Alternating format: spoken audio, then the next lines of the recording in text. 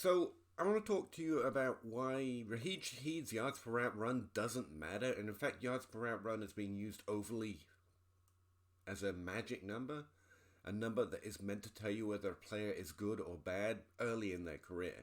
I also want to point out some ways that you can actually assess who is doing well so far into their career and is going to keep doing well, and also establish a reasonable range of outcomes, literally using one very simple number and just an understanding of how players develop in the NFL. It's not complicated, you don't have to memorize a bunch of stuff, but you can get a pretty good gauge on where a player's career is going to go, or the range in which you can assume a player's career is going to go in terms of future finishes and future points per game, pretty simply, pretty easily, and beat most people who spend a lot more time looking at stats with limited understanding of how they can be used.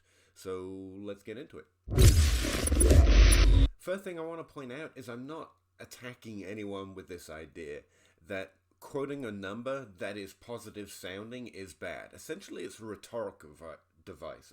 It's a rhetorical device, or a device of rhetoric, where you're trying to prove your point quickly and easily, and yards per route run is dropped into that conversation very often. For example, Raheem Shaheed, after his first season, was averaging, or scored, 2.64 yards per route run.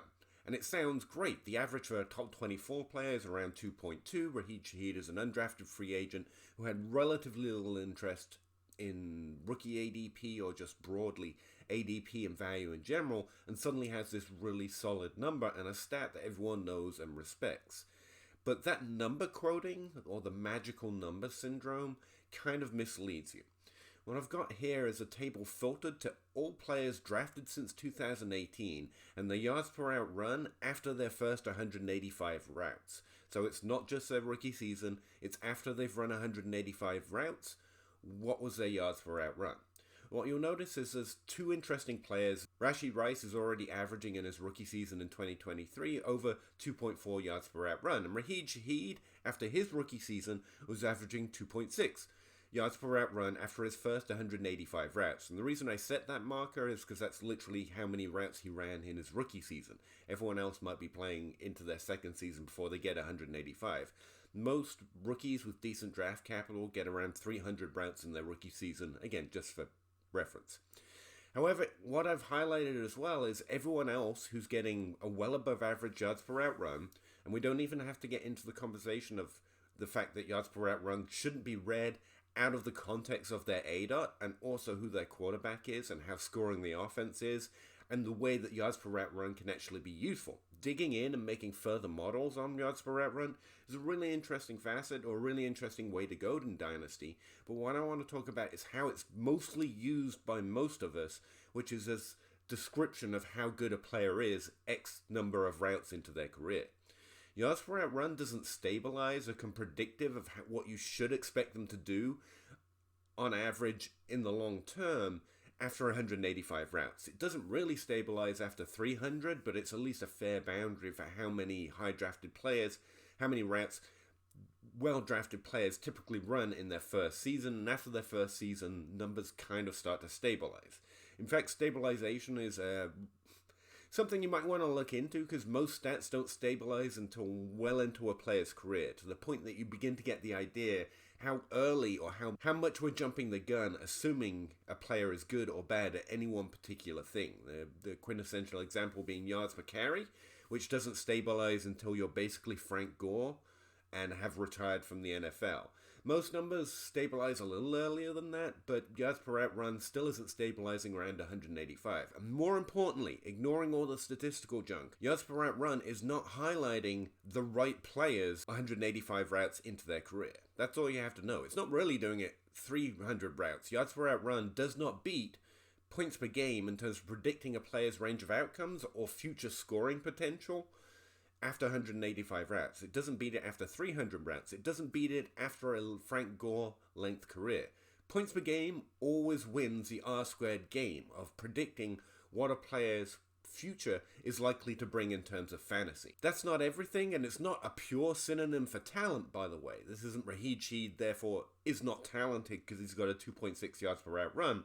It's focusing on where we're actually chasing as just fans of the NFL, playing a fake game in a fake league with our real friends, and fantasy points are it. So whether he's the most or least talented player to ever enter the NFL doesn't really matter if his yards per route run being 2.6 after his rookie season doesn't tell us anything about his future stats. Now what you can also notice from this list, however, is plenty of these players were more or less interesting in Dynasty overall or fantasy football in general after doing over 2 yards per route run after 185 routes. Kadarius Toney, Chase Claypool had a top 24 season his rookie year, which was heavily touchdown infused. Many of these players increased in value. So it's not like looking at their yards per route run isn't giving you a good insight into what's going to happen to them in Dynasty or in fantasy football, or if they're going to be useful. Most of these players had useful games, were good NFL players who have different lengths of stretches of relative importance to fantasy football and also their teams, and many still do. But it is pointing out that yards per route run isn't telling you who is Jefferson, who is Puka Nacua, and who is Jamar Chase. That the fact that those three names hit the top of the list is almost just a pure coincidence when you start to look at the sample outside of just trying to confirm your bias, right? Most of these players are not it. And if you just look over the points per game, you'll notice a lot of these misses have low points per game or lower points per game, and a lot of the hits with good yards per route run have incredibly high points per game. And that's one way you can see, without doing any real sophisticated or actual statistical analysis, that points per game is being a better guide for what you want it to do, who is going to be good for fantasy in the future, as a synonym for talent, but not really. Let me go in just a little bit further. So what I did is I filtered to everyone that had less than 10 points per game in their rookie season. So at the end of their rookie season, they had less than 10 points per game. The average for a top 36 wide receiver, by the way, is around 12 points per game. It's actually higher than you might imagine. And I also filtered for everyone who went on to have a season over 10 points per game. Everyone I've got highlighted in yellow here, I think can be safely described as some of the best hits from the list. And let me try and get rid of this here. So everyone I've got highlighted in yellow here, I think are the biggest hits from the list, who had less than 11 points per game in their rookie season, but went on to have a season greater than, what did I have it set to, 12 points per game. So over a top 36 points per game threshold. What I want you to notice is that the ones I've got highlighted in yellow here mostly had over 10 points per game in their rookie season. Not that that is a magical number either, but also notice the nature of everyone else on this list who had less than 10 points per game and then at some point had a decent season over 12 points per game, like Gabriel Davis, or even Darnell Mooney, who had damn near close to 10 points per game, which was 9.6, or Jerry Jeudy, who had 9.9. It's not that this threshold is doing exactly what we want either. Just notice their points per game are relative to their ranges of outcome more often than not. So Nico Collins being 6.3 in his rookie season, and then 15.6 this season with CJ Stroud and a whole new offense coming along and being able to utilize him this far into his career after he's developed his game maybe a little bit, is a fairly unique situation. That is the exception, not the rule. Points per game largely correlates to their ranges of outcomes. So everyone under 11 points per game in the rookie season, notice that the 4 players who actually were over 10 are the best hits from the entire group that didn't get over 10 points per game, 11 points per game in the rookie season. DJ Moore, Deontay Johnson, Marcus Brown, all of these guys, and Devontae Smith, all of these guys had over 10. The exception, of course, is probably Michael Pittman, but Michael Pittman was a highly drafted second-round player who missed a lot of time in his rookie season. So even when that doesn't work, there's actually a feasible explanation for it. He just missed time, so his points per game was a little lower. He suffered from injuries and had problems. And again, it's not that all these other players who had less than 10 points per game and then went on to do well aren't good. It's just that they are not hitting the seasonal heights. They're not hitting top 24 seasons or top 12 seasons in the case of Devontae Smith. And so Nico Collins is kind of the exception, and the rule is kind of Gabriel Davis, where if they show some ceiling in their second season that they didn't in their first season, Gabe Davis is going on to have another top 36 finish this season in 2023. So it's not that they're not good, it's that their ceilings or the ranges of outcomes are notably decreased even when they do go on to do well. And every now and again, because these numbers aren't prophetic, there is a Nico Collins who goes on to do well in his third season after showing not much of much in his first couple of seasons, but then gets a brand new situation with a much better quarterback and actually shows a higher ceiling. But if you're looking for a number to tell you a decent ballpark of what a player's range of outcomes are early into their career, points per game is better at every single point, whether it's 185 routes, whether it's after their first career year, whether it's after their second career year. Now, I want to highlight that number quoting or looking for a reference point to establish a pretty good range of outcomes like this is not statistical analysis. It's just looking for a good too long didn't read idea on who is going to do what in the future. It has a relatively ineffectual history of predicting it, but it is better than most other things, and when you look at the successful players, it actually makes sense. If you like a player, if you think he's playing well, if your tape process or what you saw in a game is positive, and then you go look at his points per game and it's over 10, you can know that that conforms to what most players who go on to do something do this early in their career, whether it's a first season, second season, or third season. And the other part I want you to notice is that the trend, the development of a player's career matters. Too often we think of breakouts as a player does nothing and then does something and goes on to do well. But as you saw with that list of hits who had less than 10 points per game and 11 points per game in their rookie season, there is a pattern to development here. Justin Jefferson, Jamar Chase, Puka Nacua, these guys who go on to be the continual top 12s, do a lot more in their rookie season in points per game, or for that matter, yards per route run. And they do it a lot earlier than most. Whereas players who later break out, like Nico Collins this year, has a muted ceiling compared to those players. Cortland Sutton is a great example. Someone who broke out in his second season instead of his first season, but then continues to, be Cortland Sutton. He's actually pretty useful this year again, but he's not hitting a higher ceiling.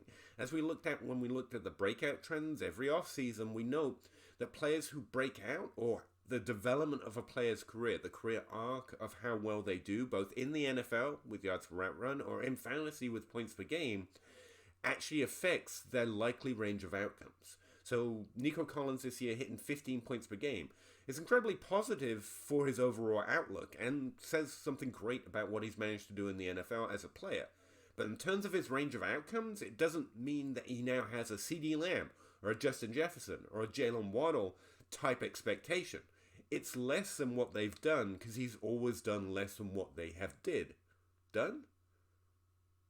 what they did before. Here are 2023 rookies currently with less than 11 points per game.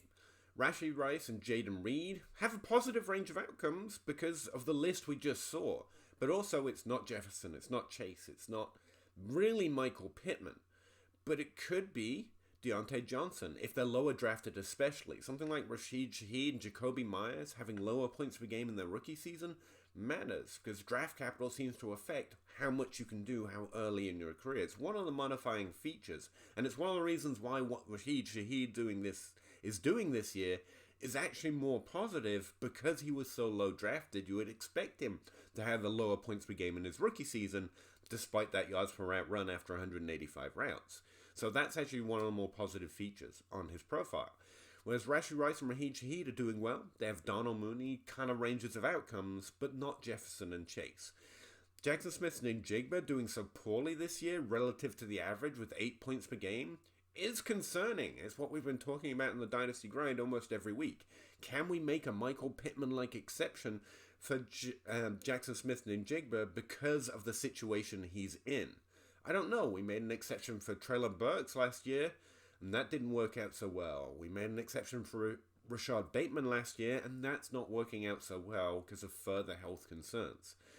So I'm still valuing JSN pretty highly, but we have to recognize that what he's doing this year, if we're using just number quoting rather than doing deep statistical analysis, is concerning. And the deeper you go, by the way, the more consistent that range of outcomes is solid.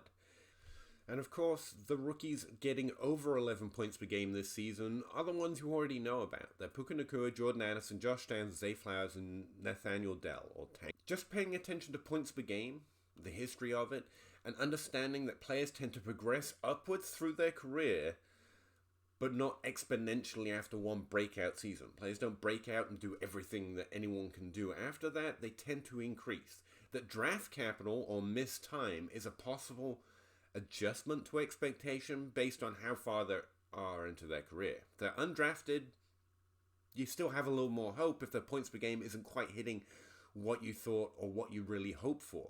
And if they're injured, too, the Michael Pittman arc is possible, especially if they're highly drafted in their rookie season and they miss time, or by year 2 and they miss significant time, you can still maybe have a little bit more hope, even though they're not meeting those expectations. But the top range of outcomes is gone from a player's likely range of outcomes fairly early into their career. We're mostly there outside of those 2 exceptions. Anyway, hopefully you find that interesting or, somewhat useful. Again, I don't mind number quoting. I don't mind single magical number thinking.